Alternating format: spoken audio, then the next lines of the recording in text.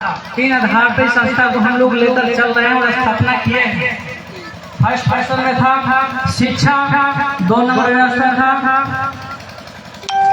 व्यवसाय और थर्ड में था अपना राजनीति यानी पॉलिटिक्स। और 3 विषय पर हमारा गो टू इंडिया बहुत अच्छा चल रहा है और इसका जो भविष्य है आगे की तरफ बहुत अच्छा है और इसमें सब लोग जुड़ रहे हैं। और ये संस्था जो हमारी है युवा छात्र छात्राओं के लिए, युवा लोगों के लिए बहुत लाभदायक है। इतना ही कहकर मैं अपने वाणी को समाप्त करता हूं और हमारे जितने लोग उपस्थित हैं इस संस्था में भी आप लोग बढ़ चढ़कर भाग लीजिए और 2-4 शब्द बोलने का भी प्रयास कीजिए ताकि ये जो हमारा मंच है एक परिवार का मंच है, यहाँ आप लोग बोलना सीखिएगा तो आगे की तरफ आप लोग बहुत दूर तक जाइएगा। इसमें किसी को भेदभाव नहीं करना है कि सर आ रही है वो आ रही है, कुछ नहीं करना है। सबको 2-2 मिनट के लिए इस संस्था के द्वारा टाइम दिया जाएगा। बहुत बहुत आप सभी को धन्यवाद। आदर्श विद्यार्थी शिवान सोलकर आए हैं। इन्हें जो मंच पर अपने वाणी द्वारा बात कही या मलिए बात कही जेहन में रखने जो हैं।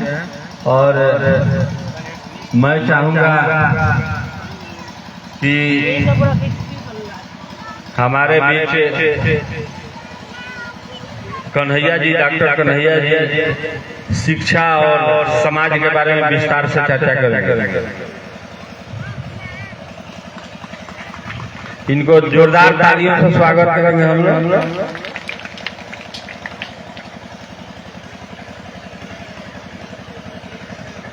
जय सेवा। दूर दूर से आए हुए हमारे गो टू इंडिया के पदाधिकारी गण तथा क्षेत्रीय पदाधिकारी गण और हमारे जितने भी गांव के बड़े बुजुर्ग हैं, छोटे भाई लोग हैं, उन लोगों को सेवा जोहार। मैं doctor K Kumar, Siwan Bihar. Go to India, सबसे पहले हम लोग जान लेंगे कि गो टू इंडिया क्या है। गो टू इंडिया एक संस्था का नाम है जिनका ये संस्था का जो अध्यक्ष है वो हमारे डॉक्टर साहब हैं, राम मनोहर लोहिया अस्पताल के प्रोफेसर हैं जिनका नाम संजय गौड़ है। उनका एक ही सपना था जो हम लोग देखते हैं या हमारे परिवार के सारे लोग देखते हैं कि काश हमारा बेटा DIG होता, कलेक्टर होता, SDM होता, मतलब ऊंचे कैटेगरी के शिक्षा लेकर ही वो हम लोग पद पर आसीन हो सकते हैं। उसके लिए हम लोगों को शिक्षा चाहिए और शिक्षा के लिए पैसा चाहिए, जो कि हमारे जितने भी गरीब लोग हैं उन लोगों के पास पैसा नहीं है।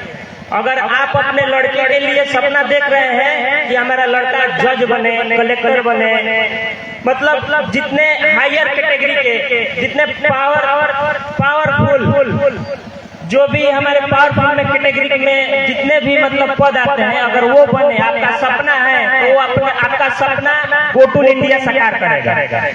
आपके बच्चों का भविष्य गो टू इंडिया तय करेगा।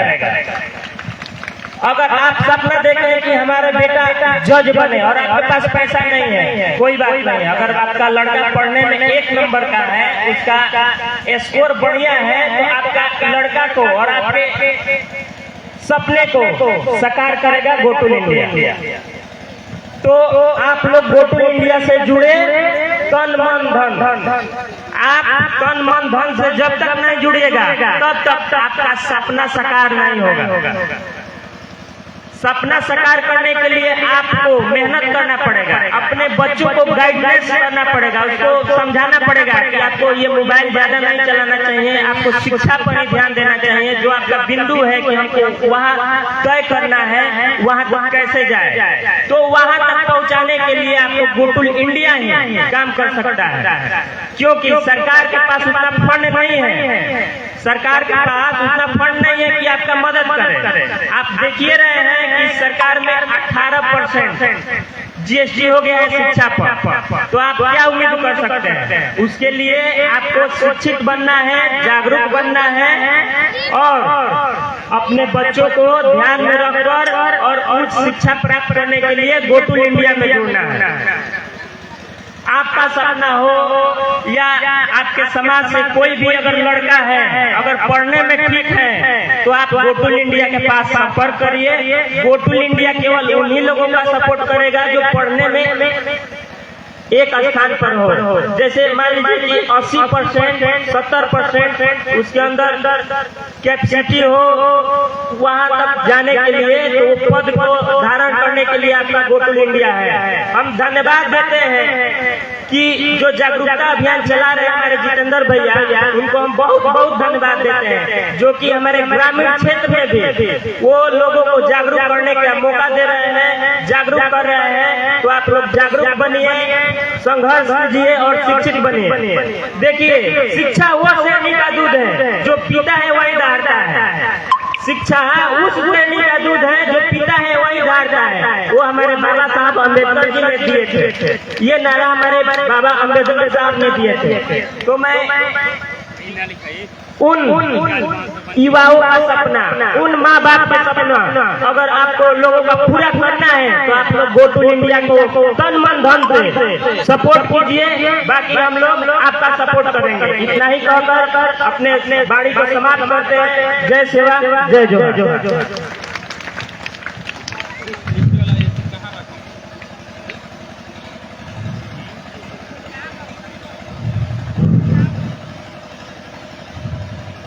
कन्हैया जी को धन्यवाद देता हूँ और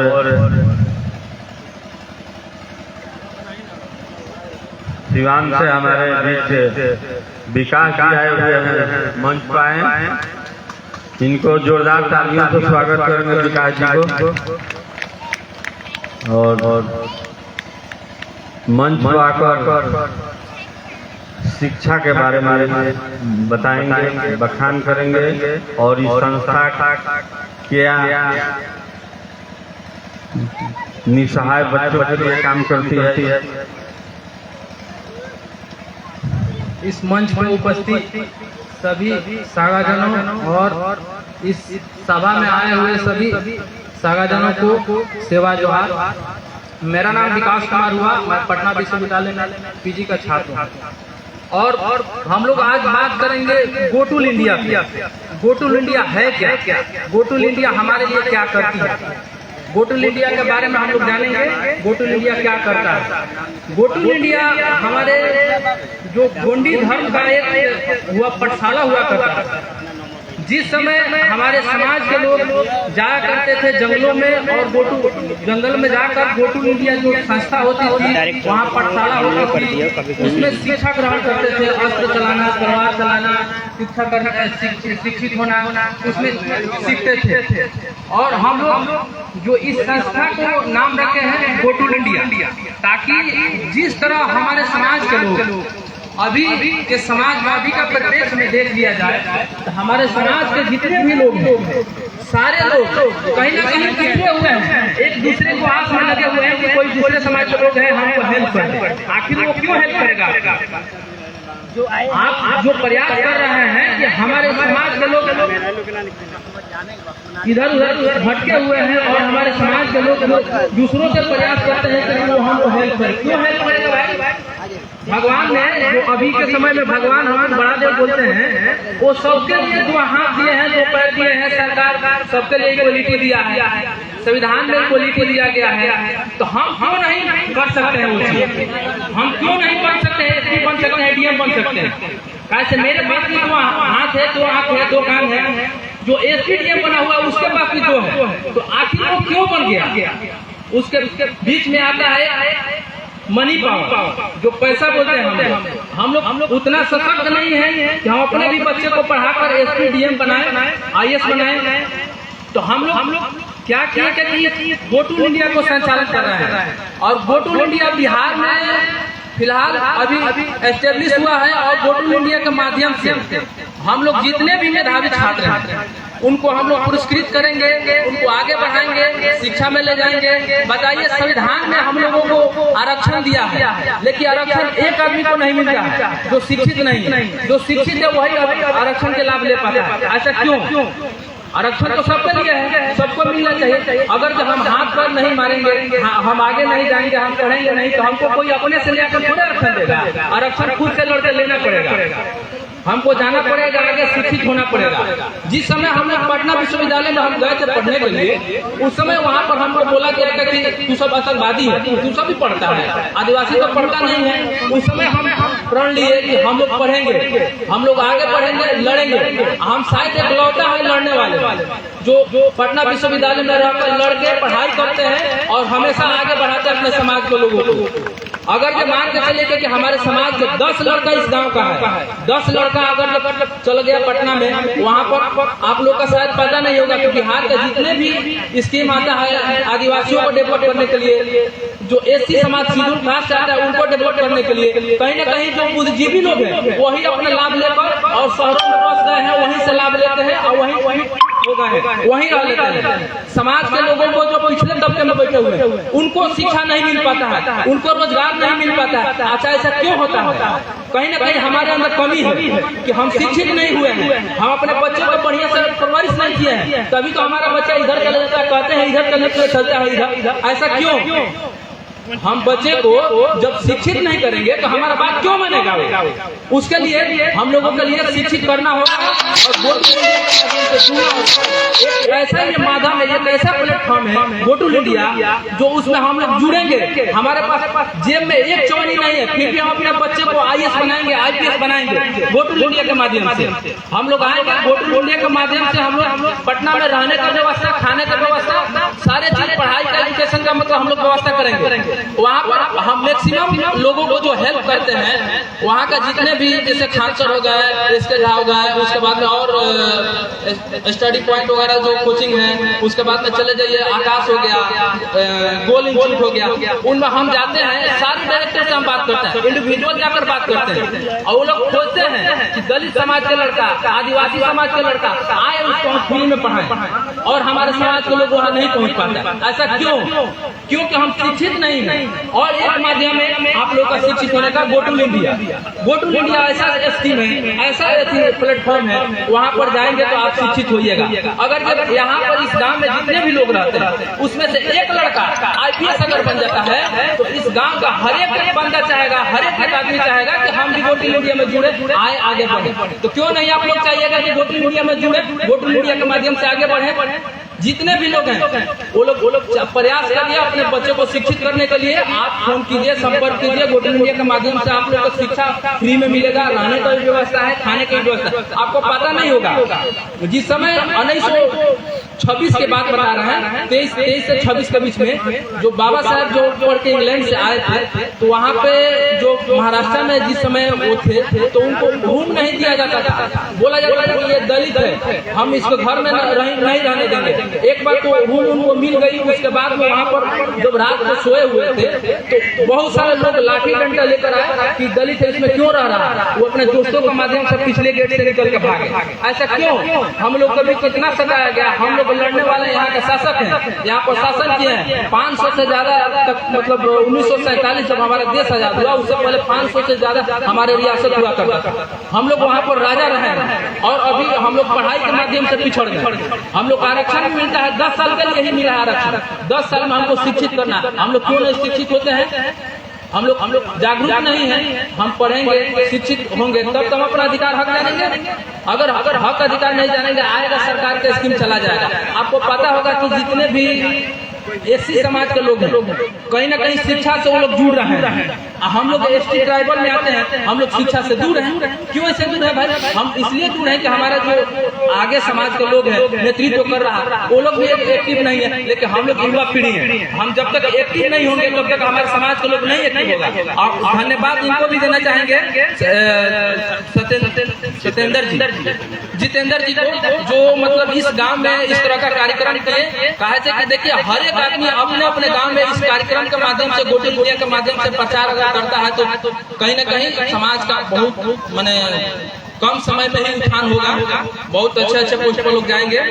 और आप लोग को बताएंगे कि पटना में रहने का खाने का व्यवस्था हर एक चीज का वहाँ पर सरकार कराती है। पटना विश्वविद्यालय आपको परिवार से आप रहते हैं परिवार में तो कम से कम 2000 रुपया आप यूज कर लेते हैं महीना में, मोबाइल का रिचार्ज से लेकर हर एक चीज 2000-1000 रुपया कर लेते हैं। वही 1000 रुपया में अगर शिक्षित अगर जाते हैं पटना में तो गो टू इंडिया के माध्यम से अगर रहते हैं वहाँ पर तो 1-2 रुपये जो आपका पॉकेट खर्चा यहाँ मिलता है उसी पॉकेट खर्चा में आप पटना में भी रह सकते हैं, आप पढ़ सकते हैं। कैसे शिक्षा का पैसा नहीं लगेगा, शिक्षा आपका बिल्कुल फ्री होगा, रहने का व्यवस्था फ्री होगा, खाने का व्यवस्था फ्री होगा। तो क्यों नहीं हम जुड़ेंगे भाई इससे, गो टू इंडिया से। गो टू इंडिया से हम लोग जुड़ेंगे और जुड़कर बच्चे को अपना भविष्य बनाएंगे।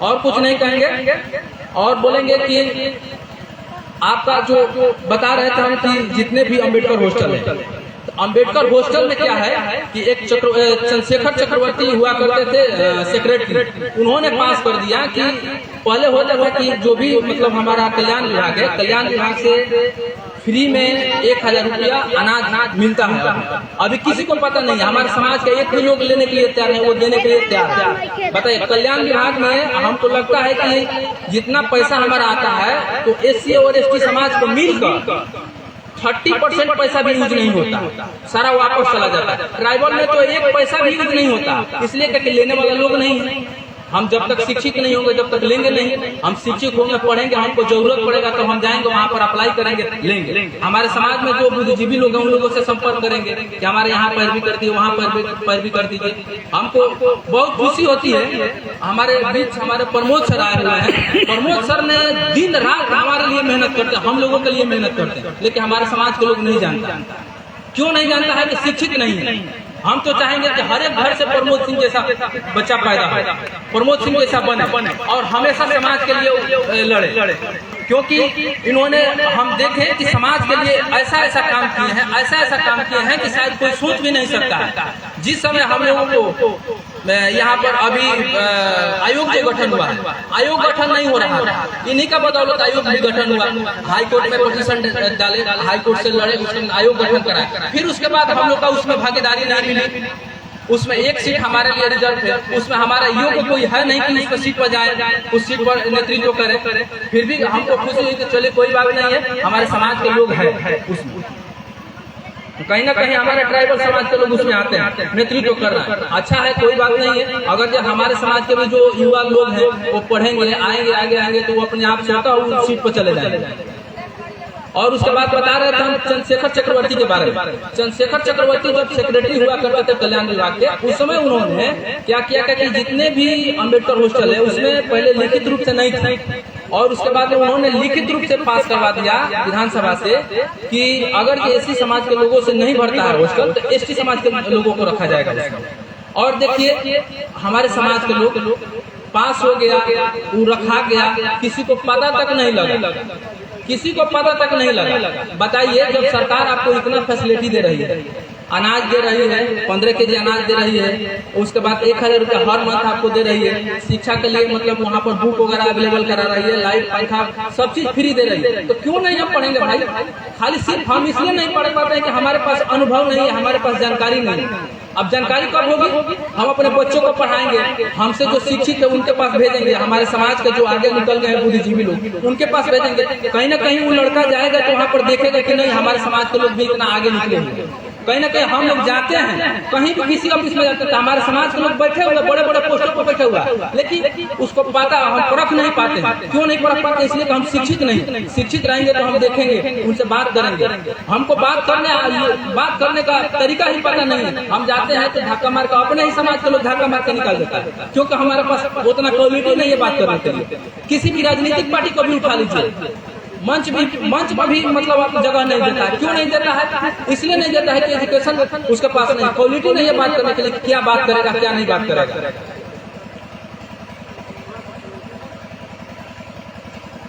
और हम कुछ नहीं कहेंगे और थोड़ा सा बात हम रखेंगे कि जितने भी यहाँ पर सागा समाज आए हुए हैं अपने बच्चों और बच्चियों को गो टू इंडिया से जोड़िए, शिक्षित कीजिए, पढ़ाइए। उसके लिए हमेशा आधा रोटी खाइए लेकिन पढ़ाइए, अपने बच्चे को पढ़ाइए।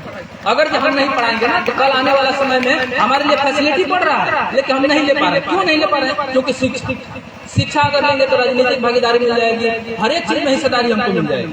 अगर राजनीतिक भागीदारी मिलती है तो हर एक चीज में हमारे लिए तो ऐसे ही वहाँ पर नेतृत्व हो रहा है, मिल जाएगी। इसलिए हम कहेंगे कि आप लोग शिक्षित होइए और बच्चे को ज्यादा से ज्यादा करके गो टू इंडिया में जोड़िए, पढ़ाइए। वहाँ पर व्यवस्था हर चीज के लिए होगी। धन्यवाद।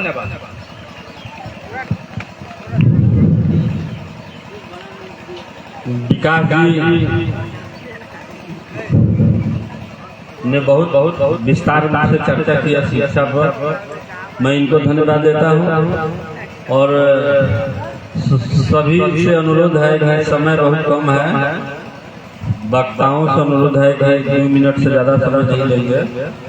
और विकास जी के बात पर मुझे याद आ गया कि महिलाएं जो होती है, बच्चों को जो माँ होती है, माँ और गार्जियन जो होता है उसका पिता, उनके चलते बच्चा का भविष्य खराब होता है। मैंने अनुभव किया है अपने सुदूर देहात और गाँवों में कि क्या करती है कि बेटा तो पढ़ के बीए का करता था, तू क्या पढ़ माने तुलना करती है कि एक बेरोजगार है बीए करके तो दूसरों को क्यों पढ़ाएंगे। इस कारण से लड़का का मनोबल जो हाई होना चाहिए वो लो हो जाता है। तो मैं सभी गार्जियन माताएं से अनुरोध है कि इस तरह का भाषा अपने परिवार में नहीं होना चाहिए, शिक्षा पर बल देना चाहिए। मैं जो अभी बोल रहा हूँ, मैं एक सील काटने वाला जो ना सिलोट और मसाला वसाला पिछाला तो वो टूंगे वाला का हम बेटा हो अपना आवाज में बोलते। हमारे पिताजी का सपना रहे कि सिल्वर टूंग पे आपको पढ़ाएंगे, हमको नहीं पढ़ाए, 5 गो बेटा को पढ़ाए। आज मैं बनियापुर प्रखंड के बड़ा बाबू, इस बनियापुर ब्लॉक के बड़ा बाबू हूँ। तो वो सोचते कि सिल न कटून के ना पढ़ाई, कोष्ठ ना काटी, मतारी बाप के तो कोष्ठ काट के बेटा को पढ़ाना चाहिए। तो उन्होंने प्रण किया था कि सील काट के हम आपको पढ़ाएंगे और पढ़ाया। अभी हमारे पिताजी हैं, उनका एगो दांत नहीं टूटा है, 92 वर्ष के एज है। तो मैं अम्बेडकर और गांधी का उदाहरण इसलिए नहीं दिया कि वो हाई लेवल का राजनीति है, वहाँ आप लोग देखे नहीं है, लेकिन हमको तो आप देख रही है ना कि एक जाट चुनने वाला का बेटा इस तरह से बोल रहा है मंच को। और बड़ा बाबू है बनियापुर ब्लॉक, तो नीचे से यदि हम समझाएंगे तो जल्दी समझ पाएंगे आप लोग। मैं अब चाहूंगा कि सोनेलाल जाएंगे, 2 शब्द शिक्षा के बारे में बताएंगे। सोनेलाल।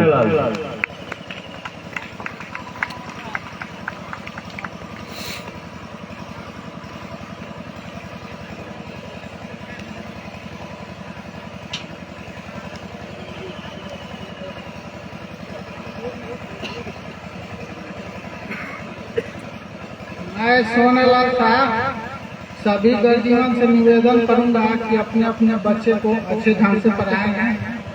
खास करके महिलाओं से अनुरोध है कि बच्चे दिन भर दिखाई नहीं देते हैं और जैसे ही शाम होता है गांव के रोडों को निकल करके लगते हैं घूमने।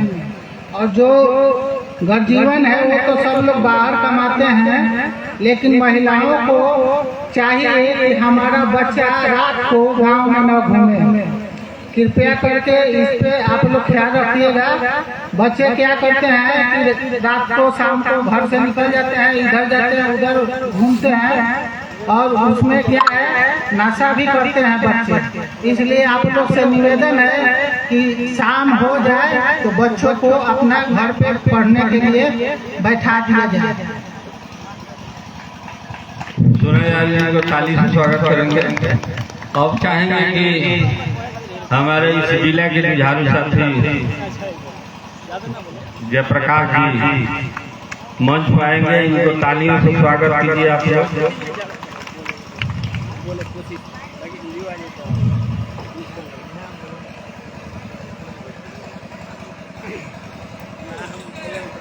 सब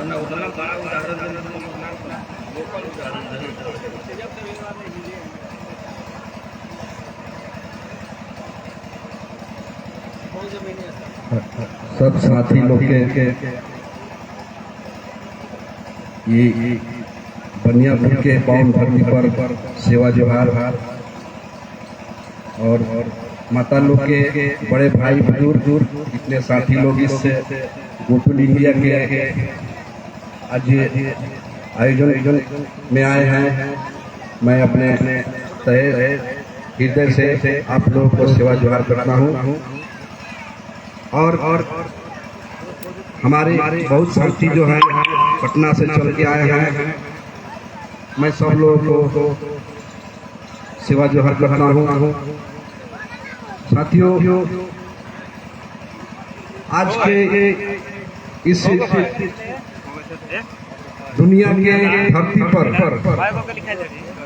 सबसे निचले पौधान के व्यक्ति अगर है तो वो आदिवासी है,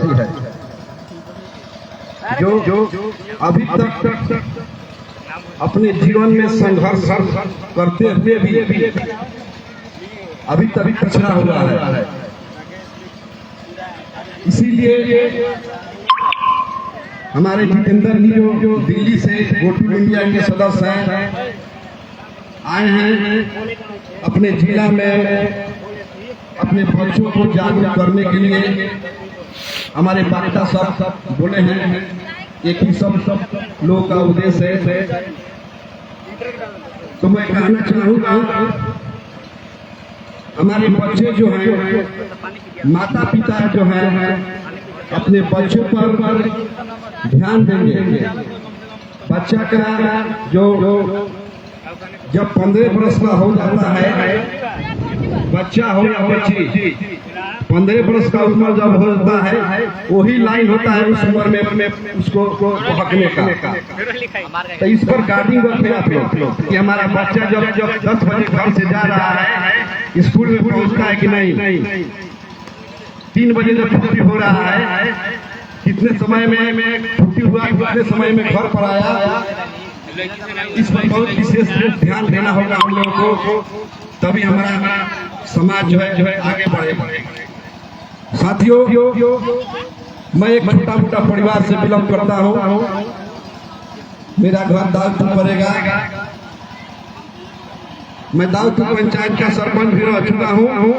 अभी मुखिया का चुनाव लड़ा था 2011 से लेकर के राजनीतिक चेतना जो माननीय बिहार के मुख्यमंत्री द्वारा एक जदयू आदिवासी प्रकोष्ठ का संगठन था, उसी में काम करने अभी तक आ रहा हूँ। और माननीय बिहार के माननीय मुख्यमंत्री और बिहार के राज्यपाल के महामहिम द्वारा जयप्रकाश विश्वविद्यालय यूनिवर्सिटी का सीनेट के सदस्य हूँ। और अभी नया फाइनेंस विभाग का फाइनेंस विभाग का भी सदस्य हुआ हूँ। तो साथियों, ज्यादा कुछ हमको आना नहीं है। मेन मुद्दा है कि हमारा शिक्षा। जब हमारे बिहार में 9 यूनिवर्सिटी है, उसी में से एक जयप्रकाश विश्वविद्यालय यूनिवर्सिटी है। हमारे छपरा सिवान जो गोपालगंज है, 40 को डिग्री कॉलेज है, जिसमें से छपरा सिवान का बीच में एक नैतलाल सिंह कॉलेज है। तो हमने सोचा, जब हमारे सभागार में मीटिंग होता था महामहिम राज्यपाल के द्वारा, तो हमने एक प्रस्ताव रखा। हमने देखा कि भाई बहुत परेशानियां हो रही है, हमारे ही समाज की नहीं और भी समाज की जो बच्ची है, बच्चा है, उन लोगों को पढ़ने में कठिनाई हो रही है। तो हमने महामहिम राज्यपाल के द्वारा अपना पैड करके दिया कि यहाँ पर पीजी का पढ़ाई नहीं होता और बीसीए का पढ़ाई नहीं होता। और छपरा सिवान गोपालगंज के बीच में ये इकलौता कॉलेज है। अगर ये व्यवस्था हो जाएगा तो हमारे आदिवासी समाज हो या कोई भी समाज का जो बच्चा है बच्ची है उसको छपरा आने जाने में कठिनाई हो रहा है, तो यहाँ अगर हो जाए तो बहुत सुविधा होगा। तो ये हमारे मार्ग पर शिफ्ट कर लिया गया और ये योजना को पास कर दिया गया। आदरणीय और आप लोग जान लीजिए, सरकार का हर चीज का व्यवस्था है शिक्षा में। अगर कोई गरीब आदमी है उसके पढ़ने के लिए पैसा नहीं है तो पीएचडी अगर करेगा तो सरकार उसको 1 लाख रुपया महीना देगी। अगर कोई पीएचडी करना चाहेगा तो एसी एसटी के लड़के के लिए तो बहुत कुछ व्यवस्था है। तो हम आप लोग से आग्रह करेंगे, जितेंद्र बाबू को मैं बहुत बहुत बधाई देता हूँ। तो इस तरह का योजना जो और कार्यक्रम जो रखे हैं इसके लिए बहुत बहुत बधाई देता हूँ। और माननीय हमारे प्रमोद बाबू हैं, हमारे समाज के लिए बहुत कुछ करते आ गए हैं। जब हमने गया इनके पास तो देखा कि बहुत से हमारे समाज जो है झगड़ा झुगड़ी में मारामारी में फंस जाते हैं। उनको हमारे समाज के दिग्गज नेता हैं, लेकिन अगर बोल दिया जाए कि एसपी के पास जाना है तो कोई जाता नहीं है, डरता है। लेकिन बहुत घटनाएं हो रही है, आज भी हो रही है, हमारे साथ भी हुई है, हमारे जितने लोग हैं हर आदमी के साथ भी घटना हुई है। लेकिन हम चाहेंगे कि इस पर अपने समाज के जितने लोग हैं बुद्धिजीवी बने, किसी से फालतू से झगड़ा मत करें। और अगर कोई आपको सता रहा है, परेशानी कर रहा है तो हमारे संगठन के सब लोग हैं उनको बुलाइए, बताइए। इस तरह का बहुत ऐसा चीज है, लेकिन मेन मुद्दा है हमारे शिक्षा। अगर शिक्षा रहेगा तभी हम उस मुकाम तक पहुंच सकते हैं। आज जो हमारे देश के जो राष्ट्रपति जो महिला हुई है आदिवासी है, वो पहले जिला परिषद चुनाव लड़ी, कॉलेज में प्रोफेसर हुई, राज्यपाल हुई, उसके बाद राष्ट्रपति हुई। तो संघर्ष अपने जीवन में बहुत करना होगा। हमारे नीलमणि जी हैं, ये पटना पीएमसीएच में लॉकडाउन के समय में इनका ज्वाइनिंग हुआ और बहुत अपने समाज में जो घटना होती है तो मैं इनके पास मैसेज करता हूँ कि थोड़ा देखिएगा। एक माझी में घटना हुई थी, हमारे विनोद जी हैं, प्रकाश जी हैं, सब लोगों के माध्यम से वहाँ पर उसका इलाज हुआ। हमारे बिहार के प्रदेश अध्यक्ष हैं, उनका व्यवस्था किया गया। इस तरह के बहुत हमारे समाज में लोग हैं, बुद्धि लोग हैं और बेसिक कुछ हम नहीं कहेंगे। अगर किसी लड़का को कोई दिक्कत हो, ये छपरा यूनिवर्सिटी कहीं पर बिहार के 9 यूनिवर्सिटी है, कहीं से भी कोई अगर पढ़ रहा है, कोई दिक्कत हो तो एक बार हमसे जरूर संपर्क करें। किसी लड़का को कोई कॉलेज में दिक्कत हो, अगर एडमिशन नहीं हो रहा है, अप्लाई ऑनलाइन किया है, एडमिशन नहीं हो रहा है, उसका समस्या का समाधान होगा। हो या लड़की, वो चाहे हमारा आदिवासी समाज के हो या चाहे कोई गैर समाज के लड़का हो, हर लोगों को हम मदद करते हैं। और विशेष करके हमारे प्रमोद बाबू हैं, अभी तो जीवन में हम लोग संघर्ष कर रहे हैं। ललित भगत के साथ हम लोग आयोग में काम किए हैं, जगजीवन नायक जी के साथ हम लोग आयोग में काम किए हैं। 5-5 लाख बात गाड़ी लेकर के चले हैं। अगर किसी आदमी को कोई समस्या होता है तो उसका समाधान होगा, ऐसा बात नहीं है। हम लोग कमजोर नहीं है। हमारा शिक्षा जो है वही हमको विद्वान बनाएगा, हमारा आगे बढ़ाएगा। मैं माता बहन से जितने हमारी बहन है, माता है, भाई है, मैं सब लोग से आग्रह करूंगा कि आप लोग अपने बच्चों को स्कूल जरूर भेजें। अगर स्कूल में कोई कठिनाई हो रहा है, कोई दिक्कत हो रहा है, भेदभाव हो रहा है तो एक बार सेवा का जरूर मौका दें। हमारे उमेश जी हैं, हमारे जुझारू साथी हैं, 40-50 की मुकदमा करने लड़ते हैं।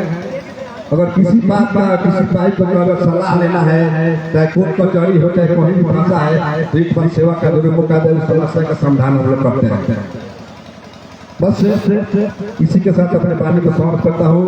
भाइयों, ये राजनीतिक मंच नहीं है, ये शिक्षा का मंच है। अगर राजनीतिक मंच रहता तो मैं बहुत कुछ अपने आप लोगों को बताता। अब इसी के साथ मैं अपने वाणी को स्मरण करता हूँ। हमारे प्रमोद जी हैं और बात जो है हमारे आदिवासी के बारे में बहुत ऐसी चीज बताएंगे।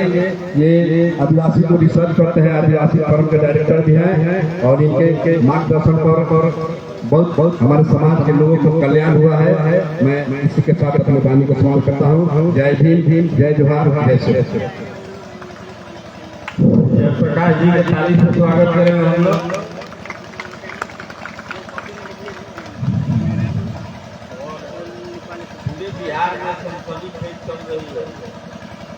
पूरे बिहार में सनसनी खेल चल रही है कि हमारे समाज के बहुत बोलती है, बहुत बोलती है। हमारे समाज के होइए हैं प्रमुख लोग, ऐसे कि हम लोग चंदेल वंश के राजकुमार महारानी दुर्गावती के वंशज हैं, तो इसलिए समाज से हमको कोई लेना देना नहीं है। ये हम समाज के हैं और मैं इनको बहुत दिनों से देखते देखते मैंने अरे कोई डिक्शनरी में इनके लिए नहीं है, सराहने के लिए शब्द नहीं है प्रमोद बाबू। और मैं चाहूंगा कि नीचे से और धर्मराज जी आइए, कामता से आए हैं। अब कामता में कौन छपरा, धर्मराज जी 2 शब्द बोलिए, शिक्षा पर बोलिए 2 शब्द। धर्मराज जी के ताली से स्वागत किया जाए।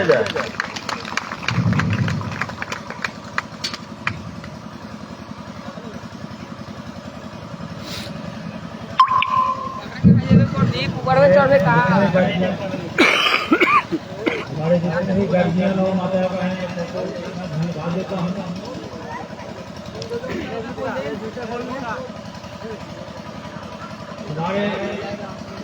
हमारे बच्चे जो है गार्जियन की कमी से, कुछ बच्चों की कमी से उनके पढ़ नहीं पाते हैं और हमारा समाज जो है सब कुछ रहते हुए हमारे बच्चे पढ़ नहीं पाते हैं। कारण क्या है कि हम लोग संगठित नहीं हैं।